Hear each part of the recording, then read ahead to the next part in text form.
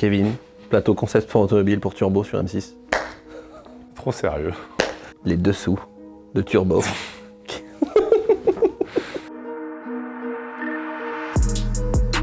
Ce genre de truc, inconsciemment, nous, dans le business de l'auto, on s'imagine toujours le jour où ça va arriver, que ce soit automoto, turbo, voilà, ce genre de plateau, où on va avoir l'occasion de les avoir chez nous. Et ben là, bêtement, en fait, un matin, je reçois un coup de fil. Je peux pas répondre d'ailleurs, si je me souviens bien, je suis avec un client. Donc du coup, j'écoute ma messagerie derrière, donc bien occupé un matin, et puis je fais écouter ma messagerie. Bonjour, c'est mon pote Galini de l'émission Turbo sur M6.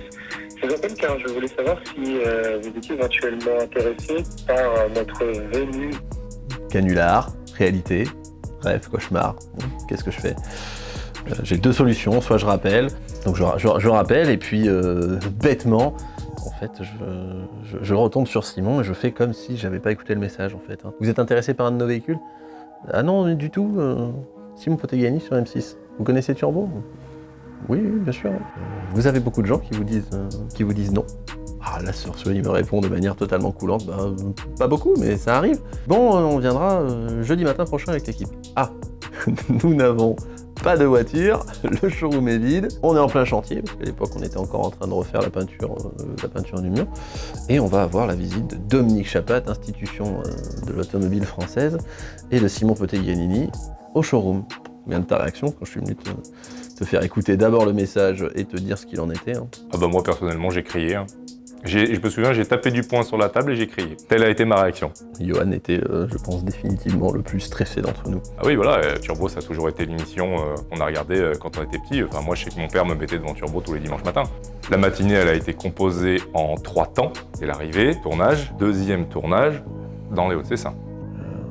Voilà, ils font leur petit scénario, avec l'arrivée avec l'Audi 1 Quattro, et derrière on réenchaîne avec la partie showroom. Il y a beaucoup de cuts sur la version finale. Ce qu'il faut savoir, c'est qu'ils sont restés 4h30. On m'équipe, on met le micro. C'est très sympa ces petits micros qui passent sous la chemise.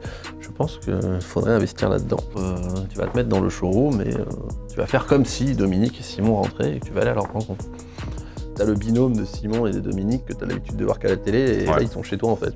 T'as la première intro, oui, bonjour, salut Dominique, bienvenue chez Concept Sport Automobile. Sport Automobile on connaît, mais concept. Ce qu'il faut savoir, c'est que ça c'est une blague qu'on fait depuis 10 ans. Et là, il a réussi à tourner ce jeu de mots en un truc ultra sérieux. Et là je me dis, bon, je vais profiter de ce super staff, et là c'est fluide. On enchaîne, ils avaient la Z8, on était avec l'ancien patron presse de BMW France qui me dit putain c'est pas mal ça ressemble un petit peu à la Z8 avec laquelle on est, parlant du SLS. Je bafouille 3-4 fois sur la puissance de la voiture, je sais pas pourquoi, bon par chance vous l'avez pas vu, c'est pas sorti sur M6, du coup j'étais super content. Et on continue, on fait le petit tour du showroom, voilà, d'habitude, il y a un sens de circulation naturel ici.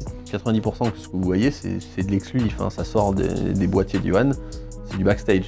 D'ailleurs, l'équipe a été super sympa. Johan a eu la possibilité de filmer absolument tout. Ils sont quand même venus filmer, je pense, au pire moment de la saison, puisque le showroom était extrêmement vide. On a extrêmement bien vendu en mai, juin, juillet et même août. Et en fait, on arrive fin août, début septembre, on n'a plus d'auto dans le showroom. On était largement en dessous de ce qu'on a l'habitude d'avoir. Voilà, ça commence à se remplir largement. On a la chance de pouvoir compter sur une grosse communauté de clients qui sont hyper impliqués, qui, bon, pour la plupart, sont des amis, font partie de la famille Concept Sport Automobile, et qui ont joué le jeu et qui nous ont prêté des véhicules. Notamment, dans les Aston Martin, DBS Superleggera Silver Fox avec les étriers rouges. Non, on n'a pas fait de review de cette voiture. On a fait une JTV. Bon, une JTV de DBS, qui avec grand plaisir me prête son auto, mais oublie de me dire que, entre-temps, il l'a un petit peu abîmé. Donc quand il me dépose la voiture, on me dit, bon, Kevin, voilà, tiens la voiture, et puis après, si tu peux gérer quand même avec le détail et la carrosserie, tout de suite derrière, j'aimerais faire réparer la voiture. Ah, on est mercredi, Turbo passe le lendemain matin. La voiture est sacrément abîmée, enfin, sacrément. Dominique l'a très bien remarqué. Rien de grave, et vous verrez dans le reportage, quand on fait le tour, on a garé les voitures en épi, et je me dis, bon, sur un malentendu, ça va passer.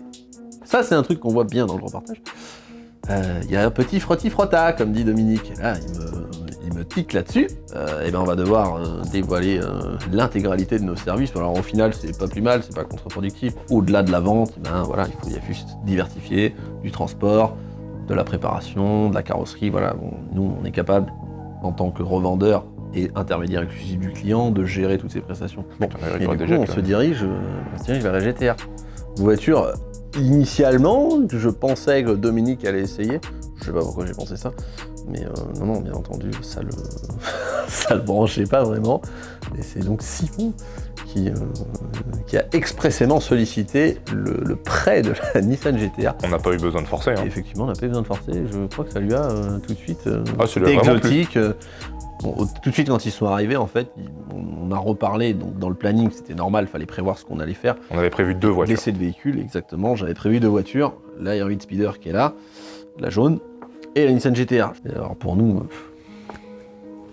c'est une pub formidable, hein. C'est pas comme si la voiture était floquée. Et puis surtout, en plus de ça, c'est que Simon avait déjà réellement conduit une GTR d'origine. Exactement. Et là, il passait sur quelque chose de totalement modifié. Un vrai comparo et quelque chose qui a un peu de peps et complètement exotique. Et pour nous, c'était extraordinaire, hein, puisque c'est-à-dire que quand bien même on allait quitter l'enceinte du showroom et passer sur les routes du Vercors, on déplace le plateau en fait, hein, donc Concept Sport Automobile est là tout du long. Kevin tend la clé à Simon, etc. Mais ce qui se passe derrière, c'est qu'ensuite on avale en 30 minutes donc les fameux gnocchis. Pesto et burrata. Pesto burrata, c'était justement bien bourratif, sauf qu'on a avalé ça en 30 minutes. Et juste après ça, Kevin s'est retrouvé dans la Nissan GTR avec Simon au volant. Moi passager, il fait affaire guide, à la fois guide pour monter sur les routes et en même temps gérer la radio, donc on a le Toki dans la bagnole. Puis ça marchait pas très bien au début, donc il me dit est-ce que tu peux caler, régler les trucs derrière. Donc, moi je me retourne, j'essaye de régler un petit peu les fréquences. Ce qu'il faut savoir, c'est que je ne supporte absolument pas la route, quelle qu'elle soit, devant, derrière, passager avant, qu'importe la voiture, arrière, peu importe la bagnole. Et là, sorti, manger en 2 spies, me tourner derrière, gérer la radio, le téléphone, parler à Simon, lui dire où faut aller. Et ben en 30 secondes, c'est terminé. On a justement les images, vous les voyez à l'instant, où Kevin n'est pas très bien au bord de la route, pendant que les ingés justement étaient en train de régler les GoPro, etc. Rideau, Kevin. Hein, il n'était pas bien, et figurez-vous que la petite chose qui est marrante, c'est qu'on l'a abandonné lâchement au bord de la route, pendant qu'on était monté une épingle plus haut pour filmer la GTR, donc pendant bien un quart d'heure. Ouais, c'est ça. Bon, abandonné, de toute façon, bon...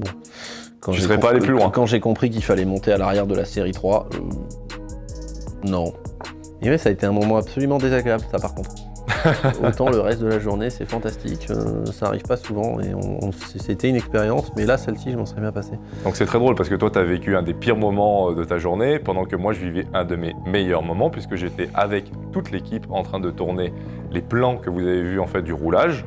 Alors, évidemment, ça a fait 50-50, parce que ça aussi, il y a une autre histoire par rapport à tout ça, c'est que Turbo était en retard pour une spéciale du Tour Auto. Il devait rejoindre une spéciale du Tour Auto et il manquait des plans.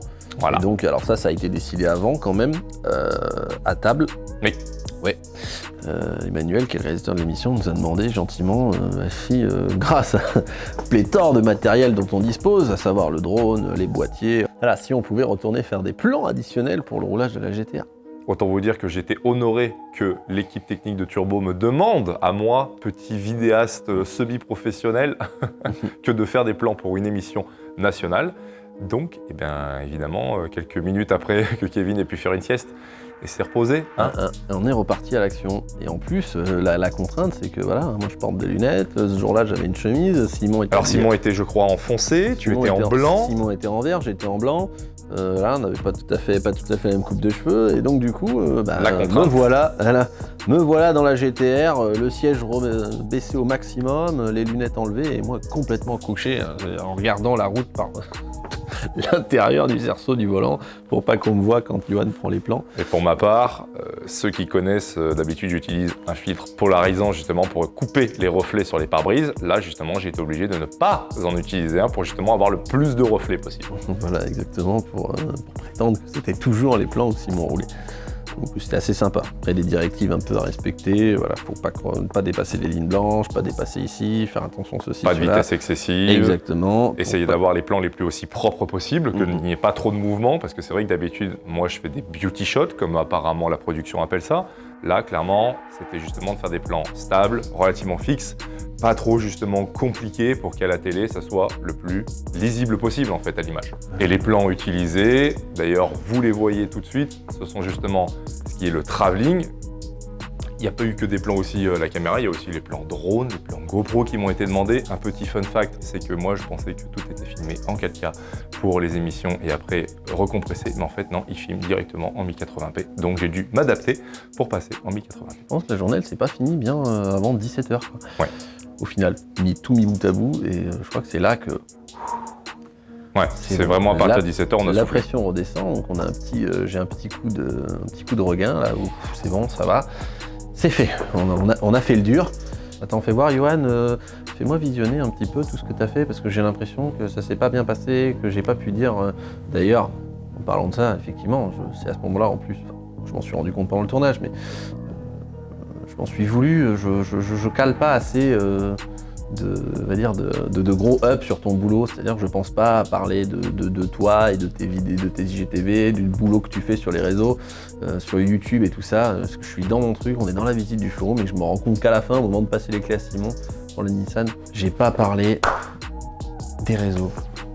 Punaise, j'ai pas parlé des réseaux, j'ai pas parlé des reviews, j'ai pas parlé des arrivages des IGTV, j'ai pas parlé de ça. Mon Dieu. Et là, ma journée, c'est une catastrophe. Tu lui donnes les clés, alors...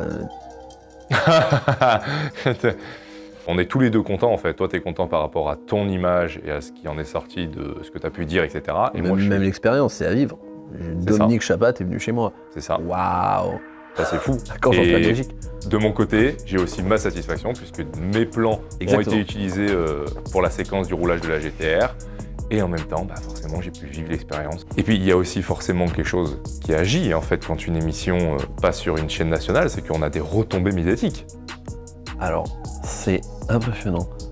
C'est à des années-lumière de ce que je pouvais imaginer, c'est-à-dire que de l'instant où le sujet passe, le plateau passe... Quelques secondes, réellement, c'était l'état de quelques secondes. Le sujet passe, moi je suis déconnecté, je regarde la télé. J'ai pas mon téléphone, j'ai rien, je pose tout. Waouh! Je prends le téléphone et là, tu vois, t'as toutes les notifications, Instagram, les abos, les machins. Un gros pic. Je me dis, waouh, c'est impressionnant. Attends, on regarde les données du site internet parce que je suis curieux quand même. En 30 secondes, on a fait en connexion instantanée, en vrai user, en vraie session, l'équivalent d'une année de connexion sur le site internet. C'est impressionnant, je reçois un mail d'OVH qui me dit attention, au niveau de l'hébergement, vous êtes à 2 doigts du crash là. Et là je me dis putain, j'espère que le site va pas cracher. Et je suis focalisé là-dessus, et puis je me dis putain mais c'est extraordinaire, je pensais pas autant. Et même pire, c'est que là après je prends le téléphone, je discute, j'appelle mon père, donc Eric que vous voyez des fois, et on discute de ça, il me dit t'as vu le nombre de mails qu'on a reçus? Et j'ai même pas regardé les mails. C'est-à-dire que les gens ont vu des voitures dans le reportage, à savoir, bon exemple le DBX, qui est donc rentré top click d'ailleurs sur le site internet suite à l'émission, et qui m'envoie des mails pour me demander des informations sur la voiture. Mais on a reçu 50 mails en 5 minutes. Un truc de malade. Aujourd'hui d'ailleurs, Instagram est devenu un de nos canaux principaux de communication. C'est là où on fait des stories journalières, tout le temps, des arrivages, des voitures en stock, exactement. De la vie du garage. Instagram, c'est un vecteur majeur, mais bon, on aimerait quand même bien... moi, j'aimerais bien que ton YouTube, il pète un peu plus fort. C'est un bel outil d'aide à la vente. Et là, on a il y a de la vidéo un peu plus quali, et moi, c'est ça. Pour moi, comme pour Eric, quand il prend le téléphone, dès que ça devient vraiment profond et technique, c'est bien, c'est un bon support. Allez sur YouTube, regardez la vidéo de la voiture. Toi, tu poses une vidéo entre 5 et 10 minutes, voire 15 en fonction de la bagnole. Moi, sur YouTube, je me fais extrêmement plaisir parce que Instagram, c'est un moyen déjà de communication professionnelle, mais c'est aussi un moyen de s'exprimer, c'est créatif. Ouais, mais on est vachement bridé sur Instagram. Voilà, alors on a dû se remettre un jour avec le format téléphone. Exactement. Il faut que les vidéos soient pas trop longues, pas trop compliquées. Voilà. Instagram est un peu contraignant parce qu'Instagram, on a les stories, les publications, les réels, les IGTV. En fait, on a 4 formules sur une seule application. YouTube, c'est des vidéos. On peut se permettre de faire des vidéos qui sont longues. Et ce que je préfère sur YouTube, c'est que je peux un peu plus exprimer en fait ma passion, justement, pour les petits détails sur les voitures, les finitions, les codes peinture. Enfin bref, on va vraiment beaucoup plus loin dans le détail sur YouTube. Et c'est ce que moi, je préfère le plus parce que je peux vraiment m'exprimer à 200%. Non, pour conclure, Turbo, c'était vraiment inattendu. Mais au final, malgré tout le stress que ça a généré, c'était vraiment une expérience plaisante. Au-delà même des retombées, de tout ce que ça a apporté, c'est une expérience de vie, c'était enrichissant, et une équipe extraordinaire. C'est à des années-lumière de ce qu'on peut imaginer d'une équipe de tournage, c'est qu'on se retrouve avec des gars qui sont comme nous, passionnés de bagnole, comme tu dis, là vous le voyez pas derrière la caméra, comme ça, qui apprécient être bien reçus et qui du coup, ça rentre dans le contact, des gens qui sont abordables, et vraiment, c'est une expérience extraordinaire. J'ai hâte de les revoir et je suis optimiste. On a pas mal de choses en cours, dans les tuyaux, qui méritent le coup d'œil. On va fêter les 10 ans, donc des trucs inattendus, exclusifs, autant pour Turbo que pour vous.